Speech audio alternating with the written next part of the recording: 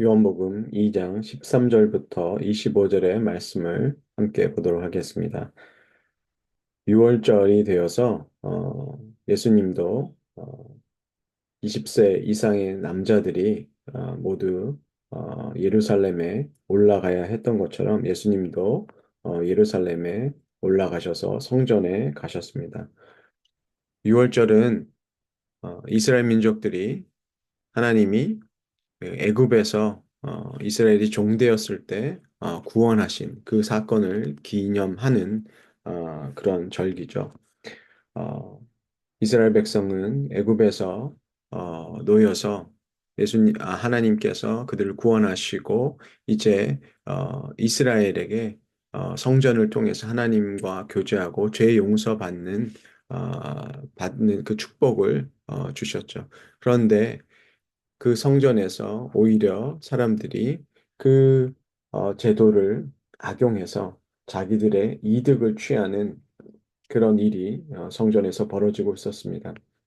성전세를 낼 때 이방인의 돈은 부정하다고 해서 유대인의 동전으로 바꾸는데 그 환전상들이 그런 환전을 해주면서 그 환전 금액이 약 한 12%의 수익을 그들이 그런 수수료로 취했다고 합니다. 그것뿐만이 아니라 백성들이 제사를 위해서 동물들을 가져왔을 때 여러 가지 흠을 잡아서 그들이 가져온 동물을 바치는 것이 아니라 자기들이 가지고 있는 그런 그 재물들, 동물들을 사게 만들어서 그 막대한 이득을 성전에 있는 그 종교 지도자들이 어, 이익을 아마 취했다고 볼 수 있습니다. 그래서 예수님께서 그것을 아시고 그 환전상들을 내쫓으시고 그들의 상을 엎어버린 사건입니다. 예수님께서 어, 이 성전을 깨끗하게 하신 사건은 어, 요한복음과 공관복음에 다 나와 있습니다. 근데 약간 차이가 있습니다. 요한복음은 이 성전 정화 사건이 요한복음의 앞부분에 나오고 공관복음에서는 뒷부분에 배치가 되어 있습니다. 어, 이것을 볼 때 요한과 공관복음의 그 집필자들이 그 강조점이 다른 것을 우리가 볼 수 있습니다. 어, 요한복음에서는 예수님이 어떤 분인지를 나타내기는 것에 집중하고 있기 때문에 바로 이 앞부분에서는 예수님이 바로 성전 되신 분임을 어, 보여주기 위해서 요한이 이 앞부분에 배치하는 것으로 보이고 공간복음에서는 예수님이 이제 십자가에 가시기 전에 그 유대 종교 지도자들을 경고하시고 그들을 책망하시는 그리고 새로운 이제 성전의 시대가 끝나고 새로운 시대가 오는 것을 보여주시기 위해서 그 후반부에 나타난 것으로 볼 수 있습니다. 그래서 예수님 공생의 사역에서 두 번에 걸쳐서 이 성전 정화 사건이 나타납니다. 예수님께서 이렇게 성전에서 이득을 취하는 이들을 내쫓으시고 그래서 아마 그 유대인들이 예수님께 질문했습니다. 도대체 어떤 권세로 당신이 이 일을 하는지 어떤 증거를 보이라 라고 얘기하고 있죠. 예수님께서 그때 어, 이 성전을 허물라 그러면 사흘 만에 다시 세우겠다라고 말씀하셨습니다.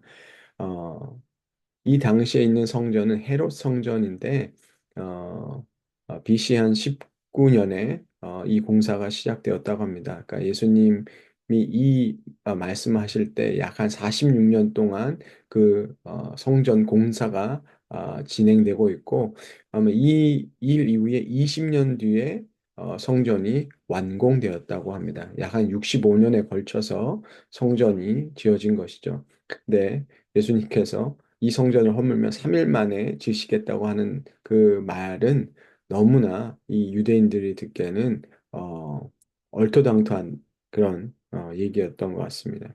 예수님이 말씀하신 그 성전은 바로 자신의 육체를 얘기하는 겁니다. 어, 이 21절에 얘기하는 그 예수께서 성전이라고 하는 것은 자기 몸을 두고 하신 말씀이다. 이렇게 새 번역은 하고 있는데 원래는 육체의 성전이라고 원어에는 그렇게 얘기하고 있습니다. 그러니까 예수님의 육체가 바로 성전이라는 거죠. 그래서 이 성전을 허물라는 것은 바로 예수님께서 당신의 몸을 어, 십자가에서 죽으시고 다시 그 사흘 만에 부활하실 그것을 말씀하시는 거죠. 어, 제자들조차 이 말씀을 이 당시에는 이해하지 못했다고 얘기하고 있습니다. 예수님이 부활하고 나셔야 이 제자들이 이 모든 사건들을 기억하고 예수님께서 하신 말씀을 기억했던 것이죠. 어, 그리고 나서야 바로 예수님이 죽으시고 부활하신 이후에야 제자들이 성경 말씀과 예수님이 하신 말씀을 믿게 되었다라고 성경은 기록하고 있습니다. 23절에 보면 어, 예수님께서 6월절에 예루살렘에서 어떤 많은 표징을 행하셔서 그 이름을 믿었다라고 합니다. 근데 예수님께서는 그들을 신뢰하지 않았다라고 성경은 기록하고 있습니다. 예수님께서 신뢰하지 않았다라는 것은 그런 관계, 예수님과 어떤 믿음의 그런 신뢰, 그것이 없었다는 것이죠.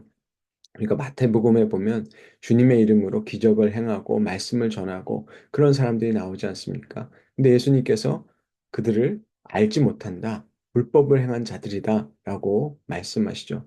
그러니까 우리가 예수님의 이름을 알고 어떤 권능을 행하고 그런 것이 주님과의 그런 관계없이 그런 능력을 행하고 예수의 이름으로 어떤 것을 하는 게 중요한 게 아니라 가장 중요한 것은 바로 예수 그리스도가 어떤 분인지를 알고 그분을 믿고 그분을 따르는 그런 인격적인 관계가 없으면 그 믿음은 참 믿음이 아니라는 것이죠. 그래서 지금 많은 기적을 행했어도 그들이 그 이름을 믿었다고 하지만 바로 예수님은 그들을 신뢰하지 않으신 거죠. 바로 진정한 믿음이라는 것은 예수님이 어떤 분이신지, 예수님이 무엇을 하시기 위해서 이 땅에 오신지를 아는 것, 그리고 그분과 지속적으로 그런 인격적인 관계가 있는 사람들, 그 사람들을 바로 믿음이 있다라고 얘기하는 거죠. 예수님이 바로 주님이라고 고백하는 그 믿음이 바로 진정한 믿음인 거죠. 그래서 우리가 어, 지금 시대에도 예수님의 이름으로 어떤 기적을 경험하거나 어떤 놀라운 일을 경험하는 것, 그것으로 예수님을 알 수는 있겠죠. 그러나 어, 정말 우리가 믿음을 가졌다는 것은 예수님의 그 죽으심과 부활하심으로써 이루어 주신 그 은혜를 아는 것, 그것이야말로 예수님이 원하시는 그 믿음이라는 것을 이제 우리가 알 수 있습니다. 예수님께서 이제 그 십자가의 은혜로 인해서 우리를 용서해 주시고 이제 우리가 예수님과 연합하여서 우리도 이제 성전이 되었죠. 예수님께서 그 성전을 깨끗이 하시는 그 열정을 얘기하고 있습니다. 이제 예수님이 지금 이제 우리가 하나님의 성전이 되었기 때문에 우리가 거룩한 하나님의 백성으로 살도록 하시기 위해서 동일한 그 열심으로 우리를 인도하신다고 생각합니다. 그래서 예수님이 우리가 거룩한 그 성전으로 살아가기 위해서 주님은 때로 우리에게 그 채찍을 드시고 우리를 책망하시기도 하고 바로 우리가 하나님의 자녀이기 때문에 그런 책망과 훈계가 우리에게 있는 줄 믿습니다. 여러분, 우리 자신이 하나님의 그 성전인 것, 그리고 우리가 그 우리 자신이 하나님께 드리는 그런 의의 도구가 되기 위해서 우리가 그 열심을 다하는 우리 모두가 되기를 주 예수 이름으로 축원합니다.